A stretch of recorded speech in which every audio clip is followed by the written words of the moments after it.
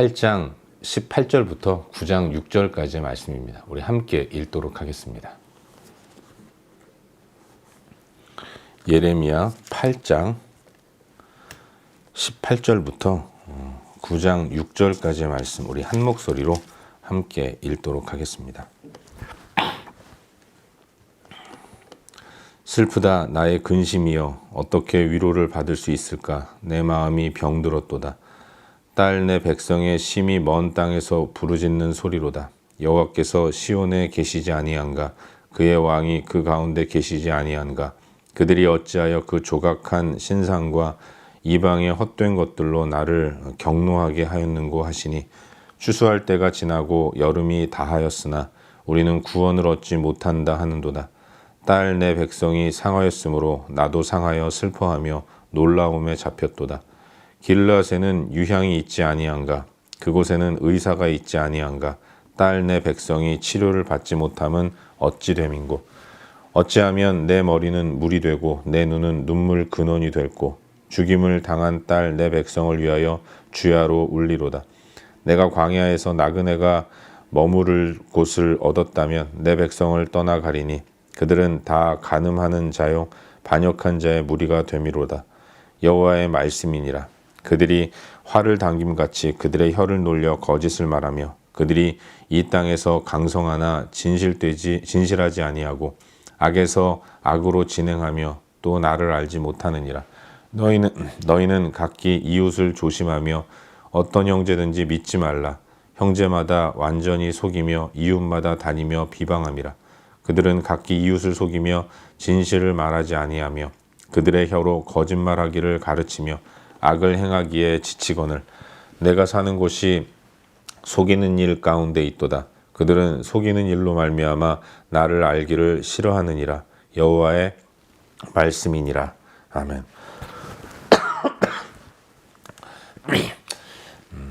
한 주간의 세상에서의 삶을 시작하는 월요일 새벽입니다.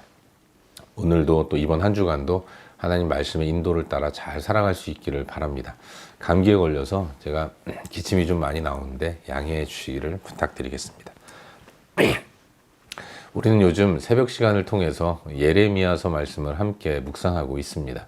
오늘은 방금 읽은 말씀인 예레미야 8장 18절부터 9장 6절까지의 말씀을 묵상하는 가운데 우리에게 주시는 은혜와 도전들을 함께 나누기 원합니다. 선지자는 백성들을 향해 하나님의 뜻을 전하는 사람입니다. 근데 유다를 향한 하나님의 뜻은 경고였고 심판이었다는 거죠. 돌이키지 않는 저들이 갈 수밖에 없는 것은 멸망밖에는 없었던 겁니다. 선지자는 그런 하나님 메시지를 전하는 사람이었던 것이죠. 하지만 그도 사람이었고 또 그가 전해야 할 메시지는 자신의 고륙이고 친척 아니겠습니까? 이토록 무서운 하나님의 심판의 메시지를 듣고도 돌이킬 마음조차 없는 유다 백성들을 바라보면서 선지자는 안타까운 마음을 가지고 고통스러워하고 있는 것이죠. 그래서 탄식을 합니다. 선지자는 이야기하기를 슬프다 나의 근심이여 어떻게 위로를 받을 수 있을까 내 마음이 병들었도다. 이와 같이 탄식하는 선지자의 모습을 발견하게 되는 거예요.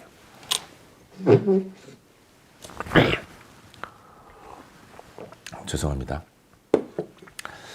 이스라엘은 여전히 깨닫지 못하고 있습니다. 문제의 탓을 하나님께 돌리고 있는 거예요. 그들은 고통 가운데 질문합니다. 여호와께서 시온에 계시지 아니한가? 하나님이 거기 계시다면 어떻게 이런 고통의 상황을 바라보기만 하시고 내버려 두실 수 있는가? 이렇게 이야기하면서 하나님을 원망하고 있는 것이죠. 이에 대해 하나님은 말씀하십니다.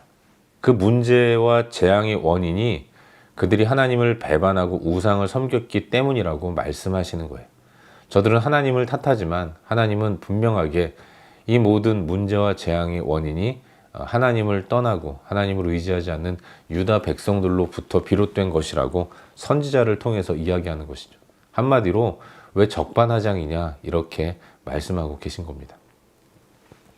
이와 같이 하나님 앞에서 돌이키지 않고 오히려 원망과 불평을 늘어놓는 이스라엘의 모습을 바라보면서 선지자는 더욱더 마음이 아픈 것이고 그래서 그는 백성을 떠나고 싶다라는 마음까지 갖게 되는 거예요. 차라리 광야로 나가 머물 수 있다면 그러고 싶다고 선지자는 이야기하는 것입니다.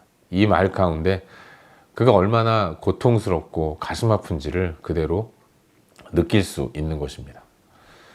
백성들의 범죄의 근간은 거짓이었어요. 하나님은 다시 한번 저들의 죄를 말씀하고 계신데 그들은 자신들의 혀를 놀려서 거짓을 말한다고 말씀하십니다. 자신이 스스로 거짓된 말을 함으로 돌이키지 않으니 남도 그럴 것이라고 생각하면서 서로 믿지 못하는 것입니다. 그래서 이웃을 비방하면서 돌아다니는 거죠. 모두가 다 이웃을 속이고 진실을 말하지 않습니다. 오히려 거짓을 가르치기까지 한다는 겁니다. 지치도록 악을 행한다고 한탄하는 거예요. 하나님 이와 같이 거짓된 유다의 실상을 예레미야를 통해서 말씀하고 계신 것이고 네가 사는 곳이 속이는 일 가운데 있도다. 더 나아가서 그토록 서로에 대해 진실되지 못한 이 모습으로 인해서 진리이신 하나님 알기를 싫어한다. 이렇게까지 하나님은 말씀하고 계신 것입니다. 총체적으로 거짓에 완전히 물든 그런 유다 백성들의 모습을 하나님은 선지자를 통해서 다시 한번 말씀하고 계신 것이죠. 이것이 오늘 우리가 함께 묵상하고 있는 본문의 전반적인 내용이고 오늘도 이 말씀 가운데서 두 가지 정도를 함께 살펴보는 가운데 우리의 기도 제목으로 삼고 함께 기도하기를 원합니다. 오늘 본문 가운데서 먼저 9장 4절과 5절 두 구절 말씀을 함께 읽도록 하겠습니다. 9장 4절과 5절입니다. 우리 함께 읽겠습니다. 너희는 각기 이웃을 조심하며 어떤 형제든지 믿지 말라. 형제마다 완전히 속이며 이웃마다 다니며 비방함이라. 그들은 각기 이웃을 속이며 진실을 말하지 아니하며 그들의 혀로 거짓말하기를 가르치며 악을 행하기에 지치거늘. 아멘. 하나님께서 선지자를 통해 진단하는 이스라엘의 문제는 무엇인가? 그것은 거짓이었던 거예요. 총체적으로 거짓에 사로잡혀 있는 유다 백성들의 모습을 지적하고 계신 것을 발견하게 되는 것입니다. 여러분, 그들은 가는 곳마다 거짓을 말합니다. 이 거짓을 말한다는 것에는 이웃을 비방하는 것도 포함되어 있는 거예요. 도대체가 남의 말을 좋게 하는 사람들이 없는 겁니다. 100번 잘해도 한 번 잘못하면 한 번 잘못한 것이 그 사람의 모습이라고 여기면서 그를 정죄하기에 바쁜 것입니다. 이토록 모든 사람들이 서로 다른 사람들을 비방하고 정죄하는 거짓을 일삼는 이와 같은 모습으로 가득한 것이 예레미야가 선지 활동을 벌일 때 이스라엘의 모습이었던 거죠. 근데 참으로 웃기면서도 슬픈 것이 내가 그러니까 남도 그럴 것이라고 생각하는 겁니다. 서로를 믿지 못하는 거예요. 내가 여기저기 돌아다니면서 다른 사람 비방하고 정죄하니까 다른 사람들도 분명히 여기저기 다니면서 내 욕하고 나 비방하고 나 정죄할 것이다. 이런 생각을 갖기 때문에 사람이 사람을 만나도 서로 믿지 못하는 것이고 그 가운데서 서로가 하나 되지 못하는 하나님의 공동체인 유다가 거짓의 소굴, 비방의 동굴이 되어버리고 말았던 겁니다. 하나님은 탄식하시기를 네가 사는 곳이 속이는 일 가운데 있도다. 이렇게 말씀하고 계신 것을 보게 되는 거죠. 사랑하는 여러분, 사실 이 말씀 묵상하면서 이게 바로 오늘을 사는 우리들의 모습은 아닌가 그런 생각을 해보게 되죠. 우리 안에 형제를 바라보면서 던지는 정죄가 너무나도 많다는 겁니다. 이웃의 좋은 모습을 찾기보다는 연약한 모습을 보면서 입방아에 올리는 일들이 너무나도 많은 것은 아닌가 그런 생각을 해보게 되는 거죠. 내가 그러다 보니까 남도 그럴 수 있다고 생각합니다. 내가 남 욕하고 남도 내 욕하고 돌아다니고 그러는 가운데 서로를 향한 신뢰가 깨지고 서로를 믿지 못하는 겁니다. 서로에 대한 믿음이 완전히 깨지는 신뢰가 사라져버린 삭막한 삶을 살아가는 것이 오늘 우리들의 모습은 아닌가 그와 같은 생각을 하게 되는 거죠. 그렇다면 우리는 어떻게 살아야 하겠습니까? 우선은 하나님 앞에서 내 모습을 돌아보는 가운데 남 비방하고 정죄하기 이전에 내 모습을 정직하게 돌아보는 이와 같은 모습이 우선적으로 필요할 줄로 믿습니다. 하나님이 나를 대하시는 모습으로 나를 대하는 이와 같은 모습이 필요한 거예요. 여러분, 내 눈에 비친 이웃의 모습은 정죄할 것이 한두 가지가 아닙니다. 하지만 하나님의 눈에 비친 나의 모습 또한 그와 똑같다는 것을 인식하는 가운데, 그럼에도 불구하고 하나님은 그런 나를 용납하시고 용서하시고 품어주시고 관용을 베풀어 주시는 것 아니겠습니까? 나는 남의 연약함을 바라보면서 비방하고 정죄하기 바쁘지만 하나님은 그런 나의 연약한 모습을 그럼에도 불구하고 용서하시며 품에 안아주시고 따뜻하게 권면하시고 때로는 돌이킬 수 있도록 호되게 야단도 치시면서 어찌하든지 회복시키시고 돌이키시려고 하는 것이 하나님의 모습인 것인데, 하나님이 나에게 그와 같이 은혜를 베풀어 주시는 것처럼 그 놀라운 사랑을 받은 나이기에 나 또한 이웃을 향해서 그와 같은 사랑을 베풀어 주어야 할 줄로 믿습니다. 그러기 위해서 먼저 하나님이 나를 어떻게 대하시는가를 깊이 묵상하는 그와 같은 자리로 나아가야 할 줄로 믿어요. 사랑하는 여러분, 나 스스로 용납해야지, 용서해야지, 내가 입을 다물고 절대로 정죄하지 말아야지, 이렇게 하는 것으로는 온전한 해결책이 만들어지지 않습니다. 그건 실패할 수밖에 없어요. 아니 솔직히 안 해본 게 아니지 않습니까? 우리 얼마나 많은 다짐을 했습니까? 그런데 안 되는 거죠. 내 힘으로는 될 수 없고, 이렇게 다른 사람들을 향해서 좋은 모습을 보이려고, 또한 정죄하지 않으려고 이 악 다물고 다짐하면서 그렇게 억지로 하는 것 이전에 먼저 내가 얼마나 하나님으로부터 큰 은혜를 받았는가, 내가 받은 은혜를 깊이 헤아려 보고 받은 은혜대로 이웃을 섬기려는 모습을 가지고 나아갈 때 그것이야말로 참된 해결책이 된다는 것을 잊지 말아야 하는 것입니다. 하나님 앞에 모든 것들을 내려놓고 우선은 하나님과 나의 관계의 풍성함에 먼저 집중하는 노력이 필요한 겁니다. 나를 사랑하시는 주, 나를 사랑하셔서 나를 어떻게 대해주시고 사랑을 표현하시는지, 그걸 깊이 묵상하는 자리로 나아갈 수 있기를 바라요. 그래서 그 풍성한 은혜를 가지고 이웃을 대하며 축복하며 나아갈 수 있기를 바랍니다. 내 안에 풍성함이 있다면 그건 자연스럽게 차고 넘치는 거죠.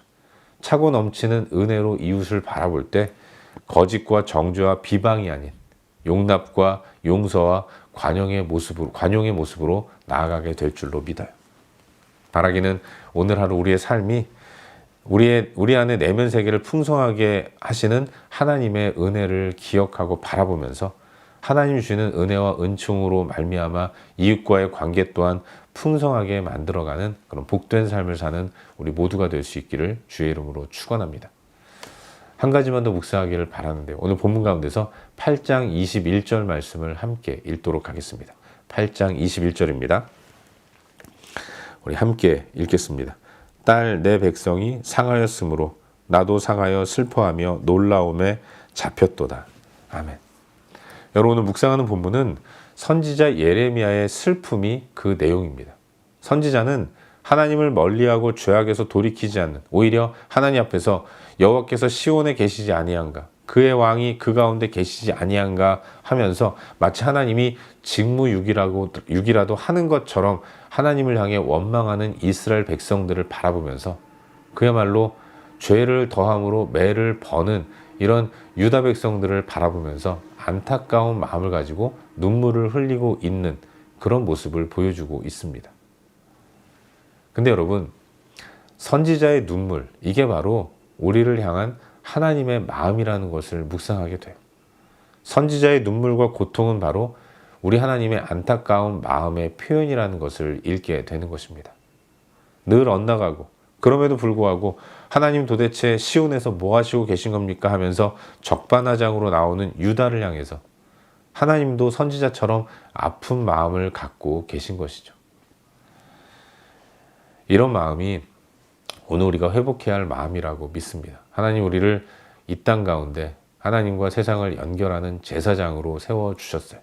우리 또한 하나님의 마음을 가지고 세상을 바라보고 세상을 향한 그 안타까운 마음을 또 하나님 앞에 올려드리는 이런 모습을 가지고 살아야 합니다. 우리는 이 땅과 하나님을 연결시키는 제사장의 삶, 중보자의 삶을 살아야 하는데, 그런 우리가 먼저는 하나님을 멀리 떠난 세상을 바라보면서 세상을 향한 안타까운 마음을 회복해야 할 줄로 믿습니다. 세상을 향해 눈물 흘리는 마음, 이것이 우리가 회복해야 할 중보자의 마음이라는 생각이 드는 거죠. 바라기는 오늘 하루 우리들의 삶이 세상과 하나님의 중간에 선 중보자의 마음으로 살아가는 삶이 될 수 있기를 바랍니다. 하나님의 마음으로 눈물을 흘리는 모습. 그래서 죄악된 세상, 돌이키지 않는 이웃을 향해 간절한 중보의 기도를 올려드리는 그런 모습으로 오늘 하루를 살아갈 수 있기를 주의 이름으로 축원합니다. 기도하겠습니다. 함께 기도할 때 오늘 주신 말씀 붙들고 기도하기로 하는데, 하나님 오늘 주를 향한 우리의 마음이 더욱더 간절해질 수 있도록 도와주시옵소서. 세상을 향한 중보의 모습을 회복하게 하여 주시옵소서. 이 시간 하나님 주신 말씀 붙들고 기도하기로 합니다. 오늘 또 함께 중보 기도할 때 하나님 우리의 연약한 이웃들을 돌아보며 기도합니다. 환우들을 기억하시고 또 말 못할 고민으로 고통받는 자들을 기억하시며 또 진로의 문제로, 사업의 문제로, 신분의 문제로, 가정의 문제, 여러 가지 문제로 고통 가운데 있는 자들 기억하시고 은혜를 베풀어 주시옵소서. 패역한 이 땅을 주님 고쳐주시고 또 조국 대한민국도 긍휼히 여겨 주시옵소서. 여러 중보할 영역들, 또 선교사님들을 위해서 기도하시고 그리고 각자 개인적인 기도 제목까지 기도하시다가 일상의 삶의 자리로 나아가도록 하겠습니다. 함께 기도합시다.